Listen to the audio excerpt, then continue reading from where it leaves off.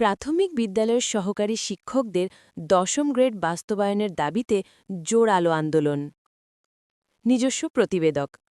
প্রাথমিক বিদ্যালয়ের সহকারী শিক্ষকরা দীর্ঘদিন ধরে তাদের ন্যায্য দাবি দশম গ্রেড বাস্তবায়ন এর জন্য আন্দোলন চালিয়ে যাচ্ছেন।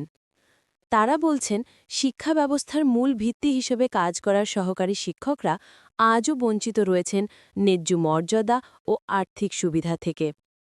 শিক্ষক নেতারা জানান, প্রাথমিক শিক্ষকের দায়িত্ব অনেক, কিন্তু তাদের গ্রেড এখনও নিম্ন পর্যায়ে রয়েছে।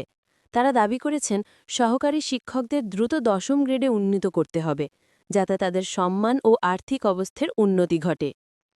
একজন শিক্ষক প্রতিনিধি বলেন, আমরা জাতির ভবিষ্যৎ গড়ি, অথচ নিজেদের ভবিষ্যৎ অনিশ্চিত।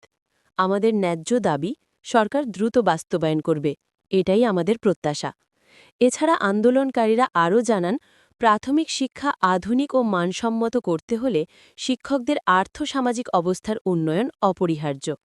তারা মনে করেন, দশম গ্রেড বাস্তবায়ন শুধু একটি অর্থনৈতিক দাবি নয়, এটি তাদের আত্মসম্মান ও পেশাগত মর্যাদার প্রশ্ন। এদিকে প্রাথমিক বিদ্যালয়ের শিক্ষকরা আগামী ৮ই অক্টোবর ঢাকা কেন্দ্রীয় শহীদ মিনারে মহাসমাবেশের ডাক দিয়েছেন।